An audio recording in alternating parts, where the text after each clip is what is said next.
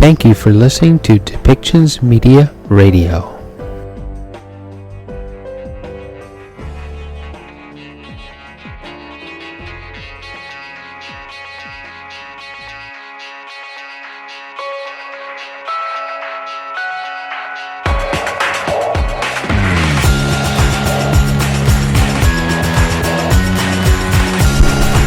Welcome to Policy and Rights, the show about governing policy and human rights.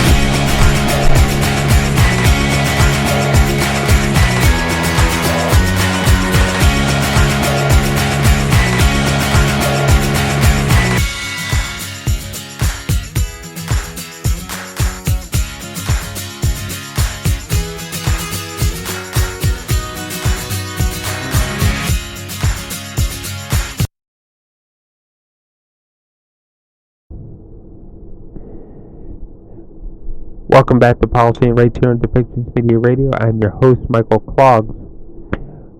Food and water can be the cause of many conflicts, but conflict can cause food shortages to be more widespread than just the region that people are fighting in, especially when we have a global market. We're seeing food shortages in Africa because there are grain export shortages coming from Eastern Europe because of the conflict that is ongoing between Russia and Ukraine. As the fighting intensifies between those two countries, as Russia has invaded the Ukraine, we're seeing shortages of grain in Africa, where Ukraine was exporting a large amount of their crops to them for food purposes. This means that people are going without meals, and more than likely that it is going to be the young girls and the women who are going without those food because they're usually culturally fed last. Widespread starvation could occur if the conflict in Eastern Europe between Ukraine and Russia isn't cleared up. We're going to hear more about this, and we're also going to hear a segment from Pakistan about food security and how the UN and the Pakistani government are working together to maybe fix some of the food insecurities that are occurring in that region. So let's listen to the next couple of segments.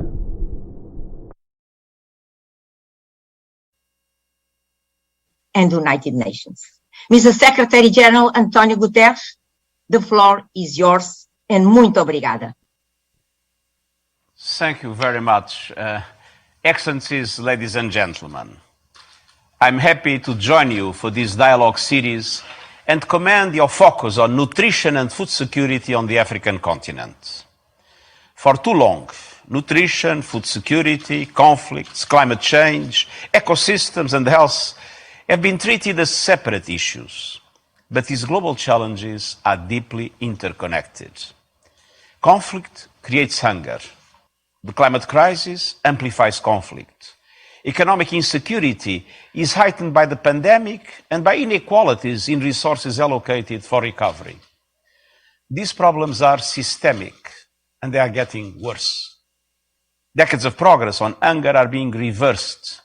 After improving steadily in all regions between 2000 and 2016, hunger has sharply increased in recent years. Over 281 million Africans, 1 in 5, were undernourished in 2020. 61 million African children are affected by stunting, which can impact their physical and mental health throughout their lives. As always, women and girls are the most affected. When food is short, they are often the last to eat, and the first to be taken out of school and forced into work or marriage. Our humanitarian operations are doing their utmost to help. Just last week, I announced the release of $30 million from the Central Emergency Response Fund to meet urgent food security and nutrition needs in Niger, Mali, Chad, and Burkina Faso, bringing the total funding channeled through SURF in the Sahel to nearly $95 million since the start of the year. But this is a drop in the ocean. Humanitarian aid cannot compete with the systemic drivers of hunger. External shocks are further exacerbating the situation. An uneven recovery from the pandemic has put many developing countries on the brink of debt default. Inequality is enormous in that regard. The war in Ukraine has led to the highest food prices on record, and African countries are among those most heavily impacted, especially when this is coupled with rising energy bills and limited access to finance. I convened the Global Crisis Response Group on Food, Energy and Finance, involving all UN agencies and international financial institutions to provide data and analysis and to propose solutions. And the group immediately recommended that all food export restrictions should be lifted, strategic reserves should be released, and surpluses allocated to the countries in need. It is clear that solving this crisis also requires reintegrating Ukraine's agricultural production and the food and fertilizer production of Russia and Belarus into the world markets despite the war. And I'm continuing to pursue efforts to find common ground on this vital issue for people around the world. Dear friends, building resilience also requires addressing the climate crisis. African farmers are on the front lines of our warming planet, from rising temperatures to droughts and floods. Africa needs a massive boost in technical and financial support to adapt to the impact of the climate emergency and provide renewable electricity across the continent. 50% of climate finance must be allocated to adaptation, and developed countries must finally deliver on their $100 billion climate finance commitment to developing countries. We are also advocating for immediate action from international financial institutions so that developing countries, especially in Africa, can invest in a strong recovery from the pandemic based on renewable energy. Ladies and gentlemen, the food systems are at the heart of all these challenges. The UN Food Systems Summit, held last September, showed that the transformation of food systems have immense potential. Many African states have appealed for a fundamental change through pathways of change that are inclusive and affect at the same time food security, nutrition, social protection, the protection of the environment, and the resilience in the face of shocks. I applaud the African Union's decision to make 2022 the year of nutrition. This is a first step towards meeting the strong commitments made at that summit, thanks to national, regional, and global cooperation. We must build upon the experience that has been achieved and our collective expertise. Together, we must put these pathways in place. The United Nations Food Systems Coordination Center will help countries to implement these pathways for change, eliminate hunger and malnutrition, and promote sustainable agricultural practices. The international community must show it can handle this situation. It's inconceivable to reduce support at a time when needs are so major. The official development assistance is more needed than ever, and I urge all countries to show solidarity, to invest in resilience, and to prevent the current situation from becoming worse. Dear friends, excellencies, during my recent trip to Senegal, Niger, and Nigeria, I was impressed by the resilience and the determination of the people whom I met. Women and young people in particular were fully committed for sustainable solutions, allowing them to live in peace with their neighbors and with nature. If we work together, if we put humanity and the planet before profits, we can transform food systems, achieve the sustainable development goals, and not leave anyone behind. We must eliminate food and hunger and malnutrition by 2030. The United Nations is at your side every step of the way, and I wish you fruitful discussions. Thank you very much. Thank you.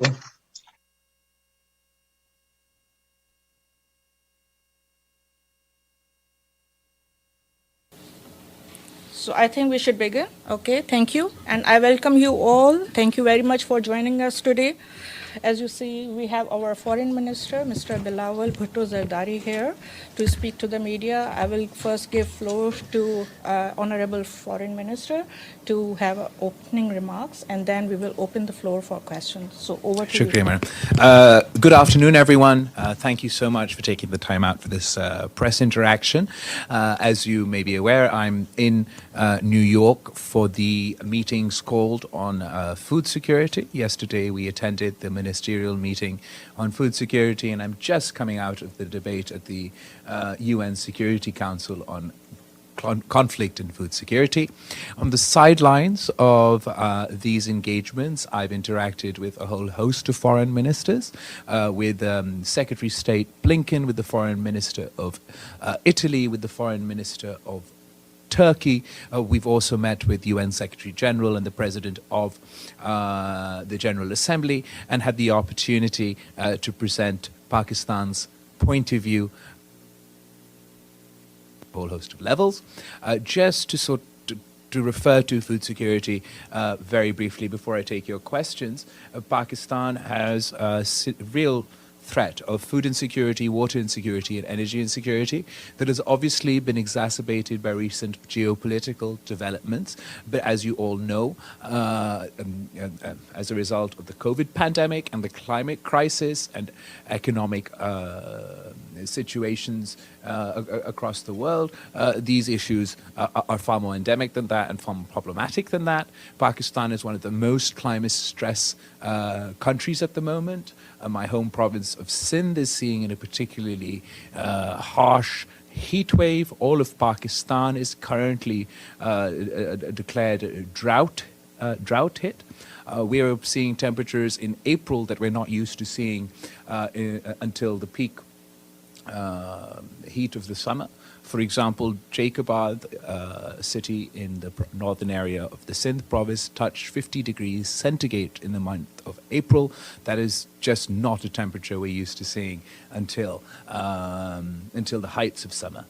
So with the combination of climate stress and the sort of COVID lockdown supply chain issues, we face a serious threat from food security, and in addition to that, we relied heavily on Ukraine for the import of wheat, for the import of fertilizer. So as far as the conferences and the meetings that have been held here, the call to action as a result of yesterday's ministerial meetings, it'll help us and other developing countries in addressing the sort of imminent crisis of food security, but for short, medium, and long-term measures, we feel we need a far more comprehensive approach that also focuses on conflict resolution, on dialogue, on diplomacy, and the pursuit of peace, because we believe, Pakistan believes, that if we are distracted by conflict, we won't be able to focus on these existential threats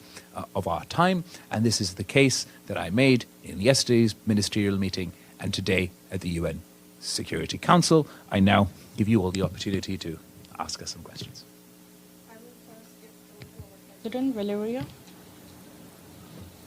Thank you, Mariam, and thank you so much, Minister, for being here on behalf of ANCA and speaking with us.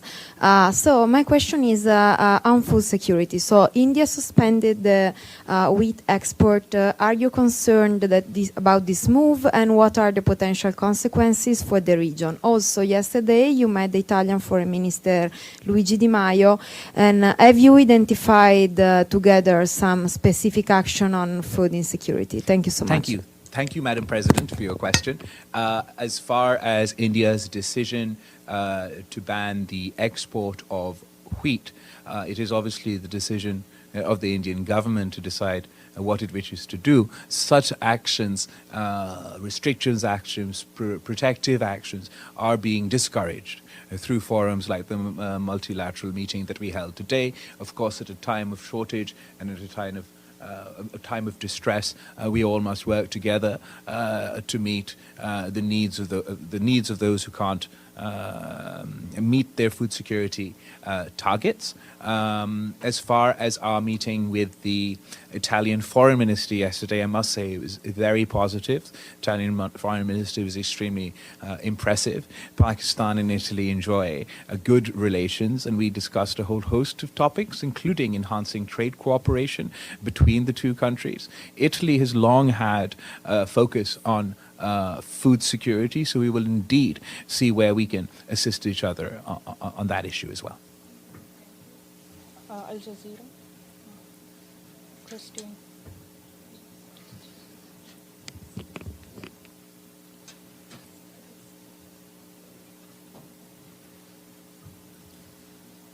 So sorry, jammed in the holder there. You've talked about the struggles with food shortages in your own country. Can you talk about what Pakistan is doing to address wheat shortages in particular? It's been reported that Russia offered your former prime minister discounts on wheat. I know you met with Secretary Blinken yesterday. Has the West offered to help on that front as well? As far as Pakistan's issue with the with sort of food shortage, wheat shortage, we are as we have not been able to meet our wheat production targets for a whole host of reasons, Pakistan is looking to procure wheat from wherever it can at the best rates possible. But we believe that this is a short-term remedy, and we need to invest in medium to long-term remedies to address the situation. In my country, if we're facing food security, water insecurity, and energy insecurity issues, we indeed believe that a large part of that, a large contributing factor, are global geopolitical events and our geographical location. But at the same time, we have to take concrete measures to mitigate the effects and impacts of climate change, to preserve the use of water, to move away from flood irrigation and other such outdated techniques, to increase our water infrastructure and incentivize our farmers for domestic production. I actually believe Pakistani farmers can meet not only our domestic needs for wheat, but also could provide that wheat to the world if they were encouraged and supported in the right way. And if governments work to reduce their input costs at a time of high inflation, we could really we could do our own bit to support food security challenges and issues. As far as my interaction with foreign ministers over here, we've really focused on enhancing trade relations. My party and myself and the new unity government believe in that our sort of foreign policy motto is trade over aid, and that is exactly what we're emphasizing on.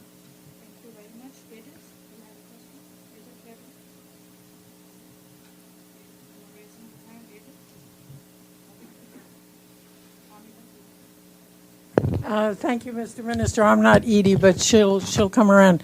Pamela Falk from CBS News. You have spoken, even since you've been here, about the fight against extremism. Mm-hmm. I've spoken with both of your ambassadors about this issue. Can you explain, or at least update us, on where terrorism and Pakistan stands? I know it's a very big question, but it was a big issue this past summer. What do you see now in terms of the scenario? As far as terrorism and extremism is concerned, this is a consistent and long-term existential threat to all of us. There are obviously immediate concerns that need to be addressed, whether vis-a-vis specific terrorist groups, their increased activity, how and to which way they benefit from the situation in Afghanistan. But as far as our country's long-term approach is concerned, that needs a lot of political ownership and consensus and investment in across the board, where we not only fight the sort of militant component, the kinetic component of this conflict, but we also the ideological component, and we fight the narrative component. The Pakistan has a national action plan that is all-encompassing. It combats hate speech, it combats extremism, it combats this thought, this ideology, this poisonous and toxic ideology, and has a way forward to deal with specific groups. Unfortunately, despite having this plan being born of consensus, it hasn't been owned and implemented in the way it should have been by the previous government. And I would certainly emphasize on the new government, of which I am a part, that we fully own the National Action Plan and implement it, walk the walk, walk the walk that we talk about to ensure the safety not only of future generations in Pakistan, but also in the international world. Thank you so much. Michelle, thank you. Thank you, Minister. Michelle Nichols from Reuters. The previous Pakistan government was a little reluctant to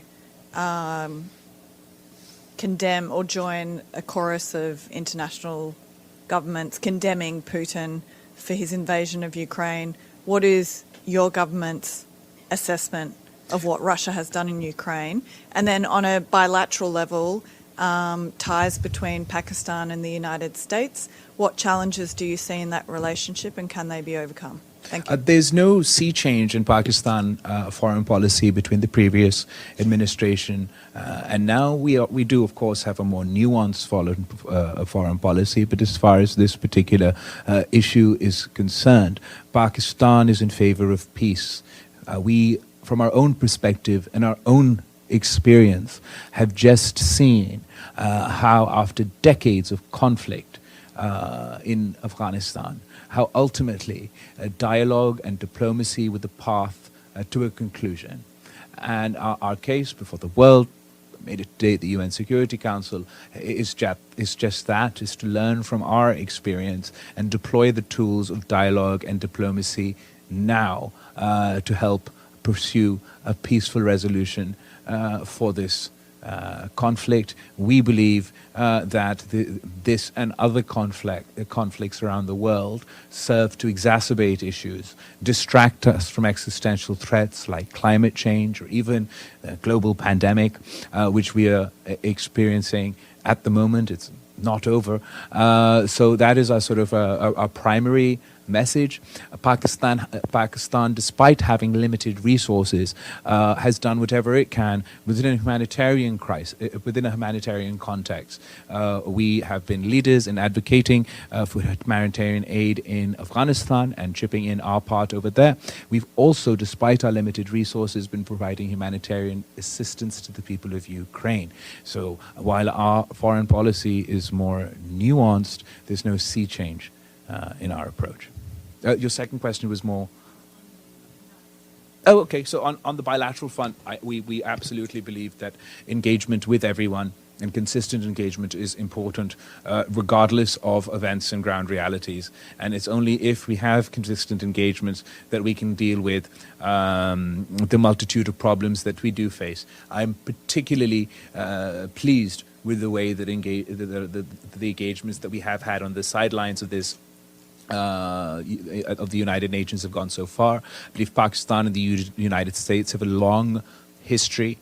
We have a deep, meaningful relationship that has a people-to-people side, a government-to-government side, a business-to-business side, but there's a lot more potential to unlock over there.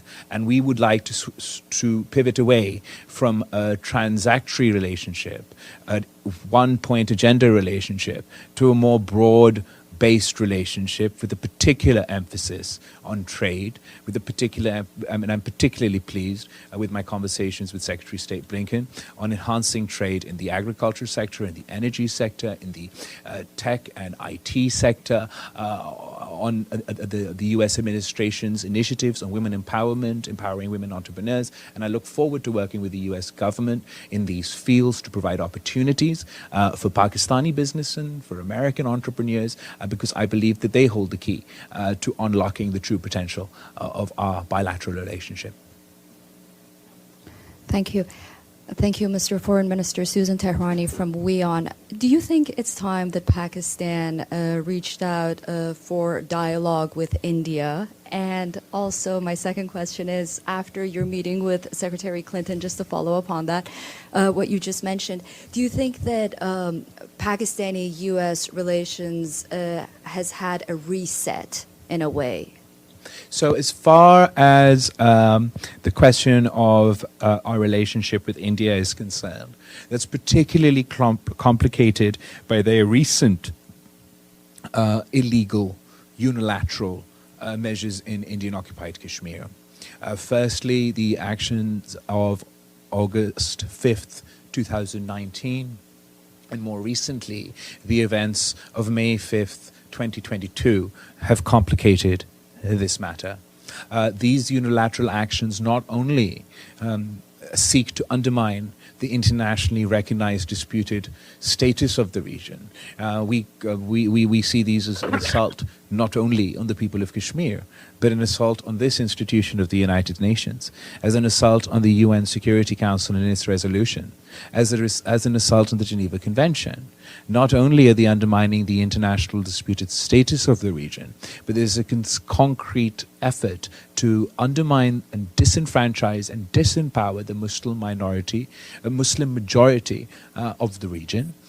They've illegally allowed for non-Kashmiris to buy property and become residents of Kashmir and dilute the organic population.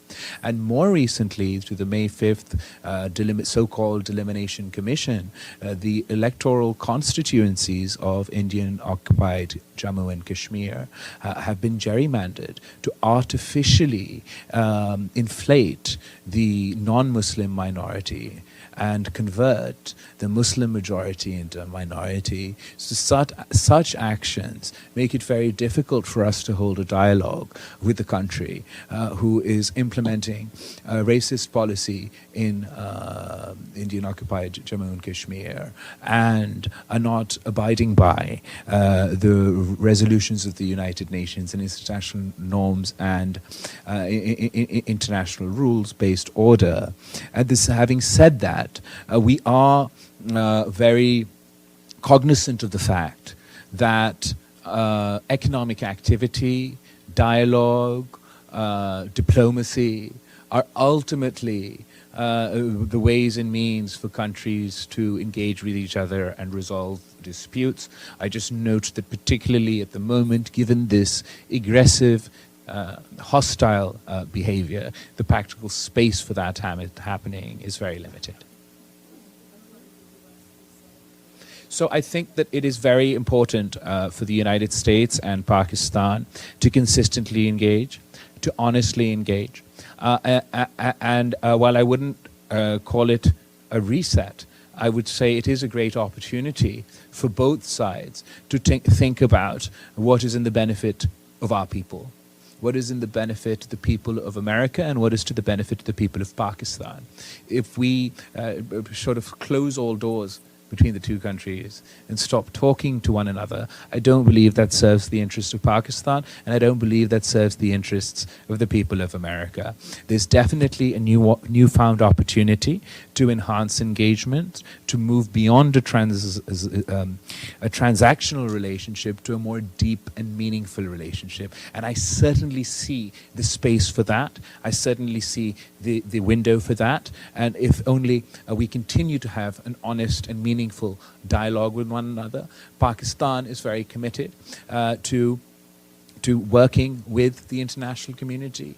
We want to, we are a modern Muslim nation that will be taken seriously on the world stage. We will conduct ourselves in a responsible manner and in an honest manner, engage with everyone, be friends to all and enemies to none, and hope to work towards the mutual benefit of our two countries. Thank you, Minister. Betül Yürük, Turkish News Agency. We heard some of the ministers at the General Assembly today at the International Migration Review Forum raising concerns about the rise of threat in Afghanistan and as a result, a new wave of migration. As a neighboring country to Afghanistan, how concerning is this for Pakistan?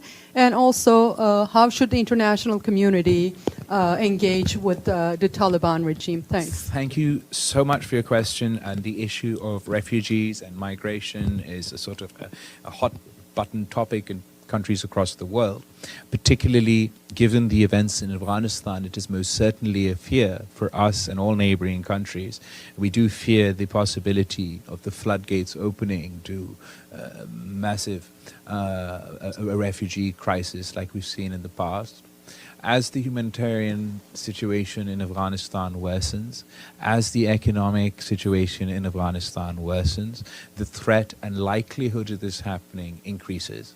That is why Pakistan is very keen that we don't send a message to the people of Afghanistan yet again that after decades of conflict that they are abandoned by the international community.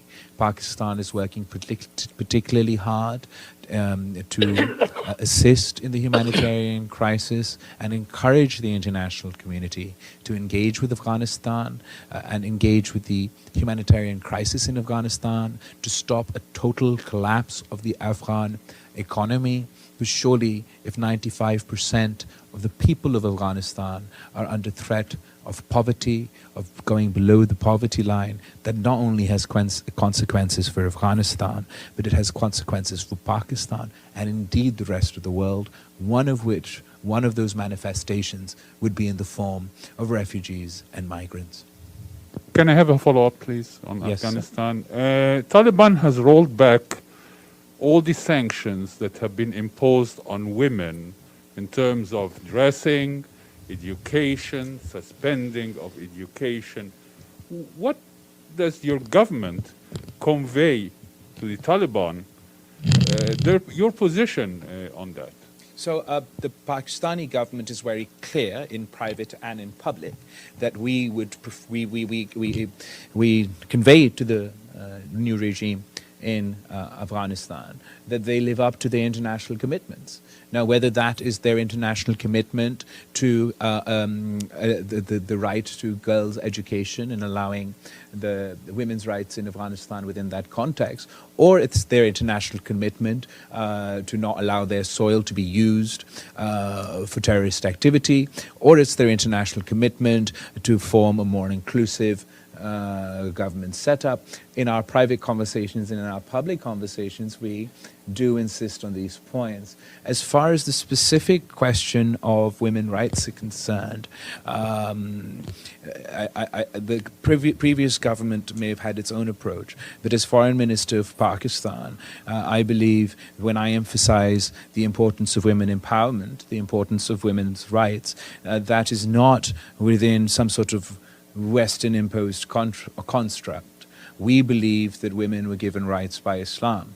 We believe that the right to education for women is granted because of Islam. The first word in the Quran is Iqra, which means read. It does not say only men read, we are all to read. So Pakistan has had the first female prime minister in the Muslim world. She was elected for the first time. She was elected a second time. And had she not been assassinated, she would have been elected the third time. So when we speak to the people of Afghanistan, or when we speak to the new regime in Afghanistan about women's rights and their obligation to live by their promises to the international community, we do so not only in light of that, but also because we too believe these are rights of the women and girls in Pakistan and in Afghanistan.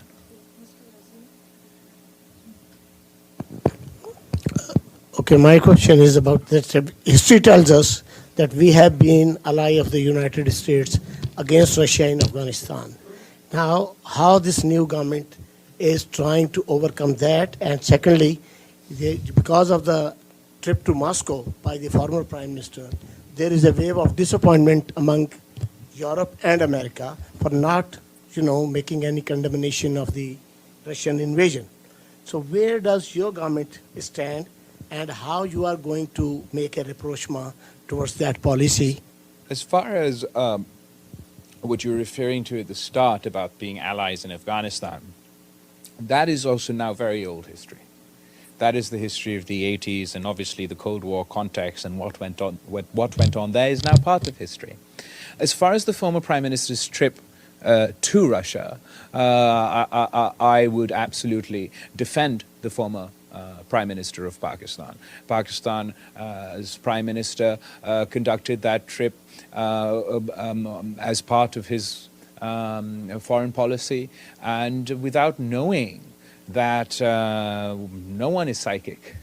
No one has a sixth sense. There's no way we could have possibly known that would have been the time to start, that the current conflict would start. And I believe it is very unfair to punish Pakistan for such an innocent action. Of course, Pakistan is absolutely clear as far as it comes to the principles of the United Nations, as far as it comes to the principles of non-use of force, and all of the principles of the United Nations, and we stand by the principles of the United Nations. We are not part of any conflict. We do not wish to be part of any conflict. In fact, we will continue to emphasize on the importance of peace. We will continue to emphasize on the importance of dialogue and diplomacy to resolve this conflict as soon as possible. And we will certainly not take any sides or take the sides of any aggressor within this context. But Pakistan has its own problems. Pakistan has witnessed decades of conflict in Afghanistan. And as I mentioned in my speech, हम थक गए हैं जंग देख देख के. हमारे बच्चे भी शहीद हुए हैं, हमारे क़यादत शहीद हुए हैं, औरतें मर्द शहीद हो चुके हैं, और हम समझते हैं कि अगर डायलॉग और डिप्लोमेसी के टूल्स इस्तेमाल किए जाते हैं तो हम काफ़ी ऐसे जैसे मसले हैं इनका हल निकाल सकते हैं. Sir, my follow-up question is, Pakistanis live in America and Europe. Can you... Sorry? This press comments, we really appreciate you here. Frankie Ciardo from TRT World. 2 follow-up questions. One, how would you characterize your relationship with Russia? And number 2 is, how would you characterize your relationship with Russia and Vladimir Putin? And number 2, when the U.S. withdrew from Afghanistan, do you feel that they left a vacuum for terrorism which would endanger your country? Thank you for your question.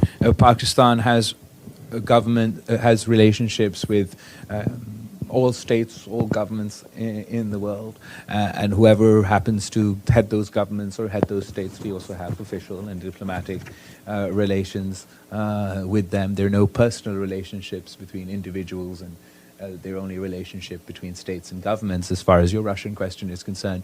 As far as Afghanistan, we are concerned that if the humanitarian crisis remains unaddressed, if Afghanistan, 90% of the population of Afghanistan is allowed to slip under the poverty line, if the Afghan economy is allowed to collapse, then things will go from bad to worse.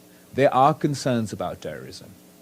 The concerns about terrorism are the concerns of all countries in the region and international forces. We are all concerned as to whether the new regime in Afghanistan has the capacity or the will to deal with such terrorist groups.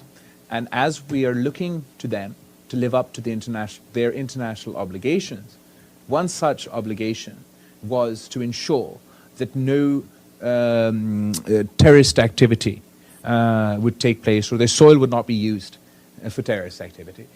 So we're hoping that on the one side, the new regime in place over there would do whatever they can to discourage such elements.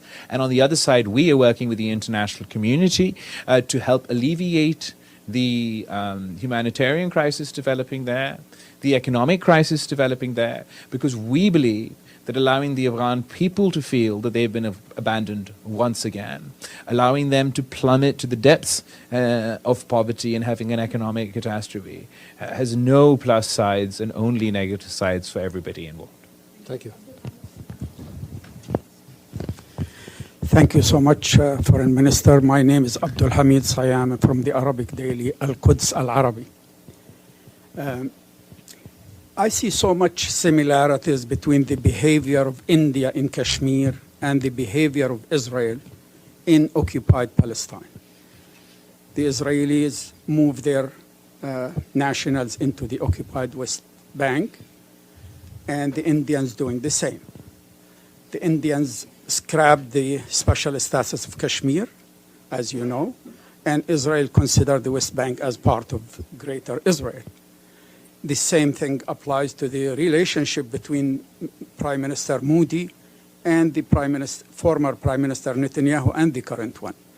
So the government of Mr. Imran Khan was committed to see the struggle in both and support them.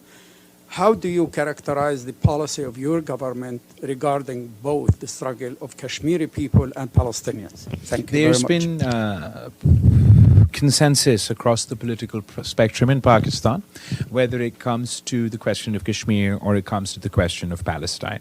We are unanimous in our support for the people of Kashmir, and we are unanimous in our support to the people of Palestine. The parallels that you see are seen by a lot of people that observe the situation in both. We just spoke at the United Nations Security Council, where we observed that occupied territories such as Palestine and Indian illegally occupied Jammu and Kashmir face the misery of perpetual conflict, never-ending perpetual conflict that result in many miseries, including hunger.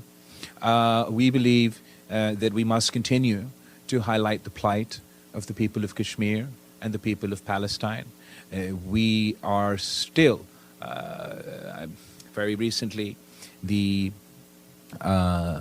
murder, the assassination, whatever word you like to use, of wearing press identification material and still being shot in the neck, and then the fact that her funeral was also attacked really shook the international community in a way that many images and events have been unable to shake in modern times, and the plight of the people of Kashmir more often than not goes unnoticed, which is why there's an extra burden on the Muslim community to speak out for our brothers and sisters who cannot do so effectively for themselves for one reason or the other. Thank you, sir. Following up questions on Afghanistan and your comments about Taliban's pledge to the international community not to allow the territory to be used for terrorism. The Taliban recently claimed that they have brokered an accord between Pakistan military and the TTP, Tehreek-e-Taliban in Pakistan. Could you please elaborate or explain what happened, sir? Iftikhar साहब, आप जहाँ तक TTP के issue है, as far as the Tehreek-e-Taliban Pakistan is concerned, they have a very troubling history of the way that they've conducted themselves within Pakistan.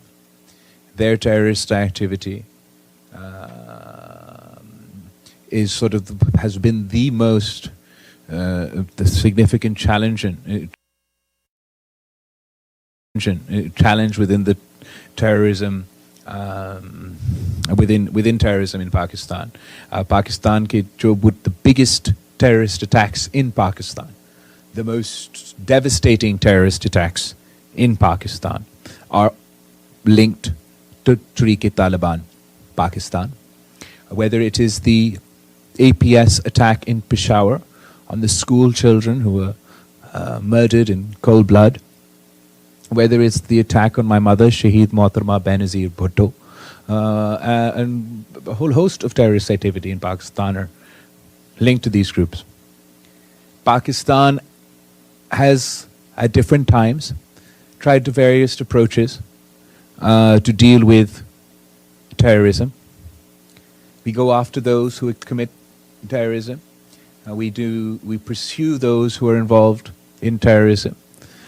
And we've also had a policy of engagement, and we've seen in the past that the policy of engagement is that, to put it generously, has had limited results.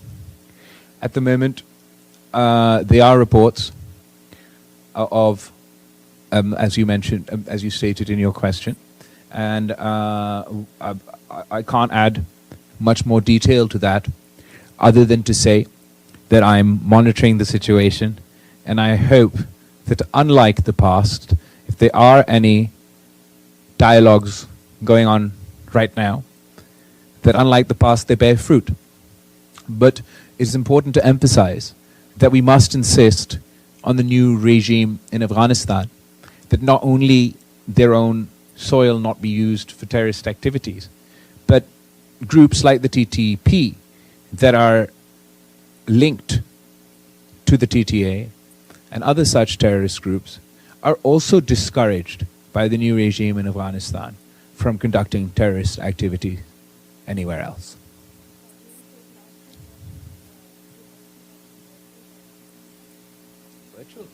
Yeah.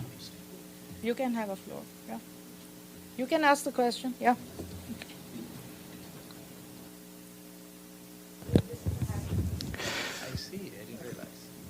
Natiq Nailoğlu, Azerbaijan, Real TV. Thank you, Foreign Minister. My question is how will the change of government in Pakistan affect Azerbaijan and Pakistan relations? By the way, is an official visit to Azerbaijan on the agenda? So Pakistan, the people of Pakistan, the people of Azerbaijan enjoy great relations, and I, for one, would be very keen to enhance the relationship between our two countries. I don't think you should expect a change in any way, shape, or form as far as our foreign policy is concerned with Azerbaijan with the change of government. Wag bro, how are you doing? Sorry I missed most of this, but I hope to make up for this with three quick questions. One, go ahead. So what do you think of the reputed nemesis of Pakistani democracy, and especially your party, the PPP? I'm talking about the Pakistani army. What's your new considered opinion on the military establishment, considering your current posting? Number two, what is your opinion about how long your government is going to stay in power, considering the speculation that is ongoing on the ground these days about the longevity of your government? And thirdly, sir, finally, how does it feel to be here in New York, in the same place where your famous grandfather was, and especially made that famous speech here in '71? How does it feel to be back in business? Thank you, Vijay. How long have you been in New York now? 3 years, sir. अच्छा, इन सब को बिठा के आप खुद इधर पहुंच गए थे. जहाँ तक आप, as far as your question is concerned, nemesis is not a word I would use. The Pakistani army is not the army of any one political party or any one Pakistani. It is a national institution. It belongs to each and every one of us. It has always and consistently been the view of the Pakistan People's Party. It is in our manifesto that all such institutions should play their constitutional role, their legal role allowed in accordance with the law. It is why we've consistently advocated for them to be apolitical. And the success of the no confidence motion in Pakistan, the first time a democratic constitutional procedure has been used to oust a prime minister, unlike in the past, where only unconstitutional and undemocratic moves have been deployed, is a success, is an achievement of Pakistani democracy. It is an achievement of the Pakistani constitution, and it goes a long way to speak about the progress that has been made by Pakistani institutions. Obviously, nothing happens in a vacuum, and this one event or this one achievement does not wash away the effects of undemocratic steps that have happened in our history.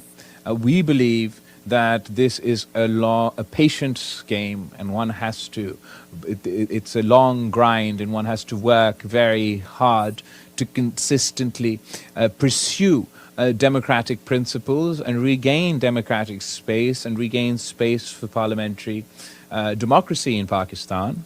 The challenge for our new government it is challenging because this is the first time in Pakistani history that any government or any party or group of parties have got off the opposition benches and moved to the treasury benches. And as you're very, very well aware, the methods used by the former prime minister at the moment draw parallels with the methods used by the former president of this country. And America has a 200-year-old democracy, but they too are finding it hard for their democracy to cope with post-fact politics. Well, I don't even see it as post-fact anymore. It's like alternate reality politics, and everybody has their own reality in with which they function. So these challenges for a 200-year-old democracy have been difficult, and they will be difficult for a young democracy like Pakistan, which is why it's all the more important for all political parties in the coalition to come together, to take the difficult decisions necessary to lift Pakistan out of the multitude of challenges that we face. We have, on the international front, we have a foreign policy vacuum. On the domestic front, on the economic front, we have an economic catastrophe staring at us in the face, and we have a highly polarized political society. We need to now do the work of government, work together to take the difficult decisions, implement the necessary reforms so we can move forward. And I believe as long as we do that, and as long as we conduct ourselves in that way, then there is very little to challenge the new government and this extensive coalition. But if we fail to do our own job, then we will face many challenges. Does that answer your question? Did I leave everything? Anything? Oh, my grandfather. Yes, absolutely, absolutely. It's been an honor and a privilege and a completely and utterly unexpected, as you know very well. This is not exactly something that I'd planned or a path that one had even expected. But events took its own course, and I find myself here as the Foreign Minister of Pakistan. I sat today in the very same chair where my grandfather gave that famous speech following the East Pakistan crisis at the time. And it is indeed a very humbling experience that I got the opportunity to represent Pakistan and pitch Pakistan's case on the very at the same forum. But I'd like to emphasize that that Sheikh Zulfikar Ali Bhutto, Sheikh Mohtarma Benazir Bhutto made their own mark in history, and we do not imagine that we could fill their shoes. They're towering political personalities and towering figures in history, but we are conducting our own efforts. अपना कोशिश कर रहे हैं कि अपना capacity में पाकिस्तान का नुमाइंदगी करे, पाकिस्तान के अवाम का नुमाइंदगी करे, पाकिस्तान का जो नया नस्ल है उनका नुमाइंदगी करे. And when I conduct myself as the Foreign Minister of Pakistan, then I don't only represent the supporters of the Pakistan People's Party. I represent the people of Pakistan at large, be they supporters of the People's Party, be they supporters of Muslim League Nawaz, or indeed be they supporters of Mr. Imran Khan. So thank you for your question, and it's nice to see you.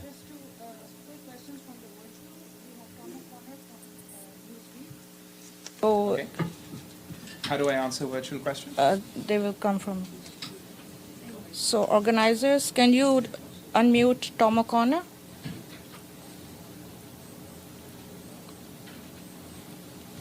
Your Newsweek, can you hear me? There's a little bit of an echo. Hello? Hi, can you hear me? I can hear you from everywhere.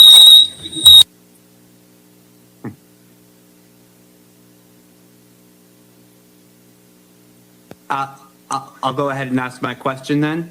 Okay, if you mute it from the computer, then maybe it'll come out of the TV. Sorry. Okay, can you try again? Hello?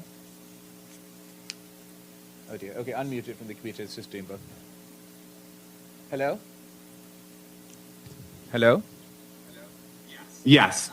My question is, with Pakistan's new leadership now, one of the things that we've been watching for the United States is how Pakistan will balance its relationship with the United States moving forward, while also at the same time taking into account the United States' growing relationship with India, especially as it relates to the Quad and other regional initiatives. So we're wondering right now, what is Pakistan's main goals in engaging with the Biden administration, knowing that the U.S.'s broader ambitions seem to be aligning with India at the time? Can you just repeat what you said at the start of your question? Sorry, that bit was a little bit unclear. Sorry, okay, sure, I could start from the beginning.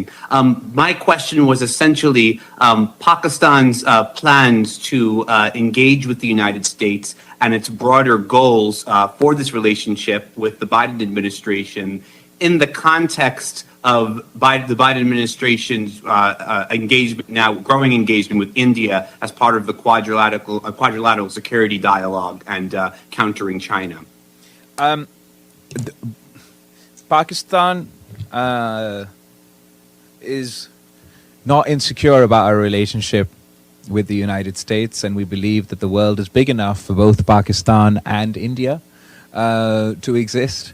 So we see that the United States has absolutely got its own relationship with the government of India, with the people of India, but the United States also has its own relationship with Pakistan and the people of Pakistan. And regardless of the trajectory of US-India relations, I believe that there is a lot of potential for Pakistan-US relations, and it is to the benefit of the people of Pakistan and the people of America that both our governments engage, and we look to provide opportunities to both our people to benefit from our relationship. For example, the people of Pakistan, students in Pakistan are very keen to attend US universities. We believe that there's a lot of opportunity in Pakistan, untapped opportunity in Pakistan for American entrepreneurs and the business sector to invest in Pakistan, and vice versa. We also believe that there's a lot of potential for the Pakistani business community to engage in the American market. Our relationship with the United States has been colored too much by the geopolitical conflicts in our region, and particularly by the events and circumstances in Afghanistan. We seek to have a more broad-based relationship that encompasses all the dynamics of our friendship, which would have obviously a political component, a people-to-people component, the defense component, but most importantly, the economic component. As far as the Biden administration is concerned, we look forward to working with the Biden administration, and my initial interactions with Secretary of State Blinken have been extremely encouraging. I'm very happy to note that the United States is ready to engage with Pakistan, and my message to the United States would be that Pakistan is ready to engage with the United States. Thank you very much. I appreciate it. Thank you.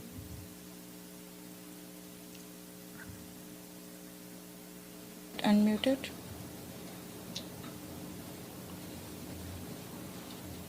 Yeah. Or Anwar Iqbal from Dawn. Anybody who can get unmuted. We will have last questions from them. Can you hear me? Yes. Okay, hi. Welcome to New York, and congratulations on your new assignment. I wanted to come personally, but couldn't because I'm done with COVID. Oh dear, I hope you get better soon.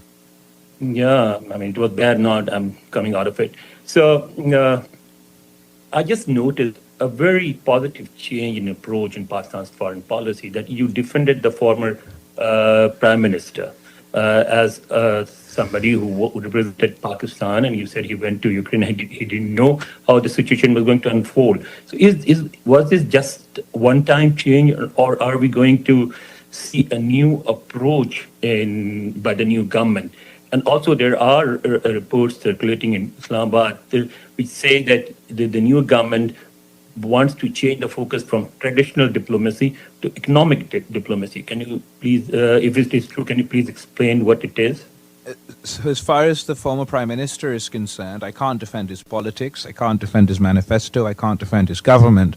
But in his capacity as Prime Minister and the way he conducted himself in foreign policy, particularly in the context of this Russian trip, I will go as far as to defend the fact that he did not know the Ukraine conflict would start on the very day that he was there. As far as your second point is concerned, absolutely. My approach to the Foreign Office is to move away from our traditional approach to foreign policy. My approach in the Foreign Office is to emphasize the policy of trade over aid. Pakistan is not actively pursuing aid. We're frantically pursuing trade. We believe that there is a lot of untapped potential within Pakistan, and this is an area that hasn't received the attention that it does deserve. And we hope, we've not only sort of made this shift, we've seen a very positive response in our conversations with various countries on this topic, and I'm very keen to work with the federal government and the provincial governments in Pakistan to ensure that when there are governments abroad, when there are business communities abroad that are willing to invest in Pakistan, that they can be connected with the appropriate vehicles, tools and mechanisms to conduct themselves in our very difficult system, and it's early days yet, but I think that hopefully we'll continue to get good news on that front. Was there any part of your question that I have missed? I think I've covered it all. No, you didn't. You answered. Thank you. Get well soon, Anwar. I look forward to seeing you at some point. Thank you, everybody. Thank you. Thank you.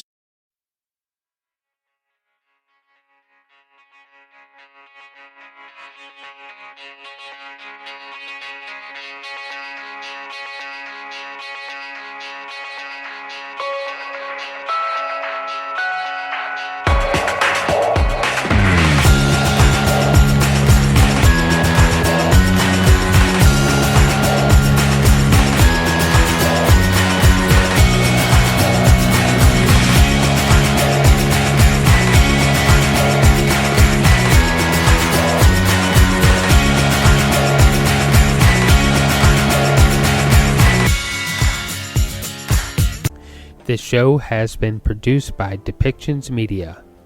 Please contact us at depictions.media for more information.